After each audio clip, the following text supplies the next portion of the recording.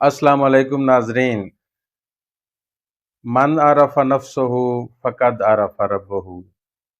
حدیث قدسی پیش نظر ہے جس کا ترجمہ کیا جاتا ہے کہ جس نے اپنے نفس کو پہچان لیا اس نے اللہ کو پہچان لیا.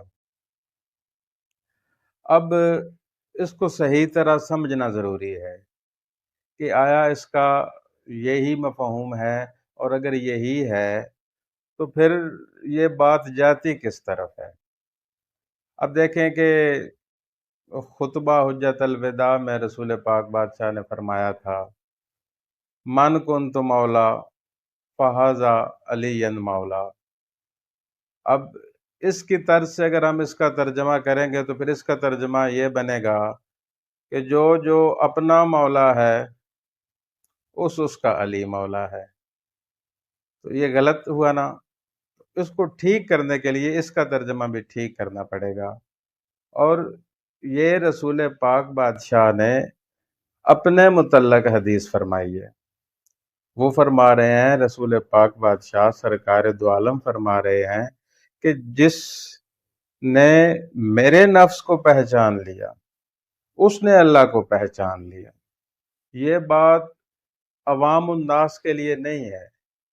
مطلب رسول پاک ہمارے لیے ایک رول ماڈل ہے، اللہ کے ساتھ قربت کا ایک ذریعہ ہے. تو ہم نے رسول کو پہچاننا ہے، محمد و آل محمد کو پہچاننا ہے، علی و اولاد علی کو پہچاننا ہے. یہ اللہ کا مظہر ہے تو اللہ کی پہچان ہونی ہے.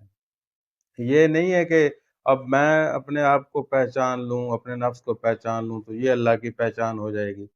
بھائی میری پہچان اللہ کی پہچان تب بھی ہو سکتی ہے جب اللہ اور میرا نفس ایک ہوں یا ایک جیسے ہوں. تو اب دونوں کی تھوڑی سی ہم کر لیتے ہیں پیمائش کہ نفس جو ہے وہ ہے حوادث، اس کو حادثہ پیش آنا ہے. یہ پہلے نہیں تھا، بعد میں ہوا ہے، اور پھر اس نے مر جانا ہے. جیسے کہ ہے کل نفس ذائقۃ الموت، ہر نفس نے موت کا ذائقہ چکھنا ہے. اب اس نے تو مر جانا ہے.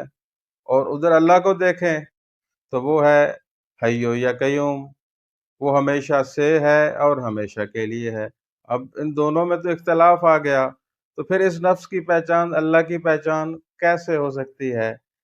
تو میری بات سے آپ کو سمجھ آ گیا ہوگا کہ یہ حدیث رسول نے اپنے متعلق فرمائی ہے کہ جس نے میرے نفس کو پہچان لیا اس نے اللہ کو پہچان لیا. اور اب تلاش کرنا ہے کہ رسول کا نفس کیا ہے. تو رسول کا نفس مولا علی ہے، ان کی حدیث ہے. اور مولا علی اللہ کا بھی نفس ہے، کیونکہ رسول اور علی ایک ہی ہیں. علی نور من واحد. تو اس لحاظ سے اچھا، اب ہم اپنے نفس کو کچھ باریک بینی سے دیکھیں گے کہ نفس چار گنے جاتے ہیں. ایک نفس امارہ، ایک نفس لوامہ، ایک نفس ملہمہ، ایک نفس مطمئنہ. اچھا، نفس امارہ جو ہے یہ اس کا لفظی مفہوم ہے، امارہ آمر سے نکلا ہے، جس کو انگلش میں ڈکٹیٹر کہتے ہیں. مطلب خواہ مخواہ کا حکمران، بغیر الیکٹ ہوئے حاکم بن جانا. اچھا، جتنے بھی ظاہری گناہ ہم سے سرزد ہوتے ہیں وہ سب یہ نفس امارہ کرواتا ہے. دوسرا ہے لوامہ. لوامہ کا جو لفظی مفہوم ہے ملامت کرنا. تو اس کا یہ کردار ہوتا ہے کہ یہ کچھ نہ کچھ کمی کرواتا ہے انسان کو. گناہ جو ہے نا وہ گناہ کا آدھا حصہ چھپ کے ہوتا ہے اور آدھا ظاہراً ہوتا ہے. مطلب اس کی ترتیب وہ بناتا ہے چھپ کے، تو اور اس کو ادا کرتا ہے ظاہراً.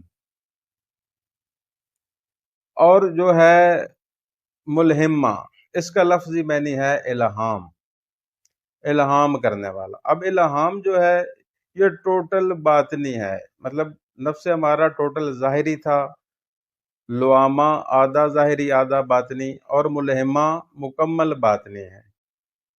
اچھا، اس پہ نا دو چیزیں ہیں، ایک اس کو روح یا ہادی ایک فرشتہ ہے اللہ کی طرف سے، وہ ہدایت دیتا ہے، اور خناس جو ہے وہ وسوسے سے ڈالتا ہے، جیسے وسواس الخناس بھی آیت ہے اس لحاظ سے۔ تو دو حکمران ہیں ہمارے اس جسم کے جو ہمیں چلا رہے ہیں، ہمارے وجود کو چلا رہے ہیں، ایک وجود، ایک نفس۔ تو کہا جاتا ہے کہ کچھ دلوں پہ زنگ لگا ہوا ہے، یہ بھی کہا جاتا ہے کہ دل کے آئینے کو صاف کرو۔ اچھا، کچھ کہتے ہیں کہ دل کے آئینے پہ جالے بنے ہوئے ہیں، ان کو صاف کرو، اتارو، تو پھر حقیقت نظر آ جائے گی۔ تو یہ جو نفس مطمئنہ ہے یہ حقیقت میں قلب ہے، یہ جو تین نفوس ہیں یہ اس کے اوپر تین خول ہیں، یہی جالے ہیں، یہی گند ہے، اور ان تینوں پہ تین حکمران ہیں جو کرپٹ ہیں۔ نفس امارہ پہ شیطان ہے، لوامہ پہ خبیث ہے، ملہمہ پہ خناس ہے۔